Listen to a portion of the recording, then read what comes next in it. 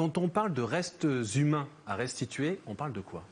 On parle la plupart du temps d'os, de vestiges humains qui sont présents dans nos collections publiques, c'est-à-dire dans les réserves d'un certain nombre de musées, notamment du musée de l'Homme. Et ces restes humains ont la particularité d'être considérés comme des biens culturels qui sont dits inaliénables, c'est-à-dire qu'ils appartiennent au domaine public et on ne peut pas les sortir des réserves, sauf par le biais d'une loi. Est-ce qu'on a une idée du nombre de personnes, du nombre de morts qui sont concernés? Alors en fait, on a souvent des restes, des corps ou plus exactement des fragments de corps. Et donc on n'a pas une idée précise du nombre d'individus, mais globalement, on estime qu'il y a pour le musée de l'Homme près de 25 000 restes humains qui sont présents dans les réserves et qui ne sont pas toujours très bien identifiés d'ailleurs. Alors justement, en 2023, vous avez été à l'initiative d'une loi cadre pour la restitution des restes humains de pays étrangers. Je pense à l'Australie, à Madagascar, qui ont sollicité l'État français pour retrouver des ossements.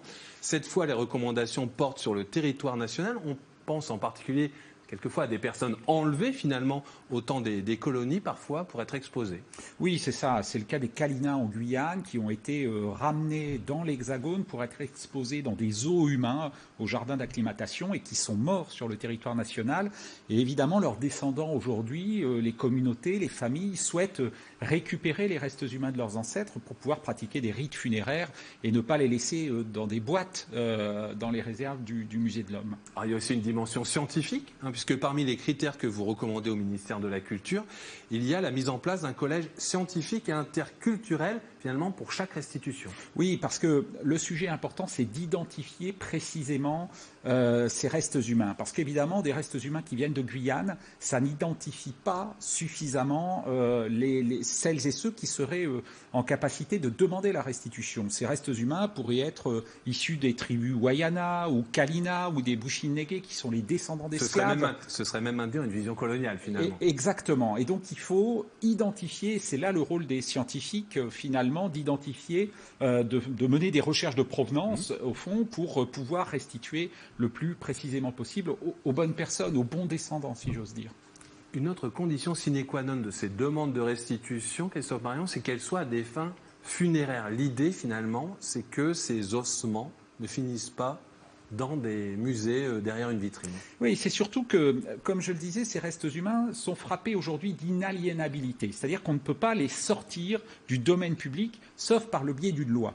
Imaginons que les Kalinas, par exemple en Guyane, souhaitent récupérer les restes humains de leurs ancêtres pour les exposer dans un musée. Aujourd'hui, on expose le crâne de Descartes au Muséum national d'histoire naturelle. Ça ne pose pas de problème particulier. Mais s'ils souhaitaient qu'on restitue ces restes humains pour les exposer, on n'aurait pas besoin de sortie du domaine public. On pourrait très bien faire une convention de prêt de musée à musée. Donc cette loi, elle est vraiment dirigée simplement pour des restitutions à des fins funéraires, parce que là, on perd définitivement d'une certaine manière, la propriété des restes humains en question. Quand on parle d'un conseil scientifique et interculturel, il comprend également des gens justement sur place qui maîtrisent en particulier les particularités d'un territoire. Exactement, et je crois que c'est important d'associer les communautés dont sont originaires les restes humains, parce qu'il y a un certain nombre de rites funéraires.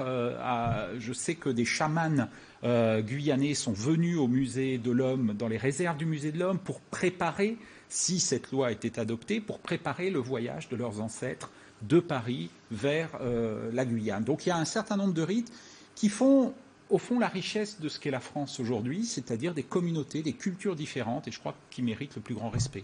Allez, votre proposition de loi est déposée. Quand espérez-vous qu'elle soit étudiée par le Parlement? Je l'ai faite inscrire dans le cadre d'une semaine transpartisane parce qu'elle est co-signée par un certain nombre de groupes parlementaires. Et donc, j'ai espoir qu'elle soit proposée, inscrite à l'agenda le plus rapidement possible, peut-être en mars, en avril. En tous les cas, je crois que dans le contexte de relations qui sont complexes aujourd'hui avec nos territoires ultramarins, je crois que cette loi de mémoire, elle devrait permettre aussi d'entamer un nouveau dialogue entre l'Hexagone, le gouvernement et les territoires ultramarins.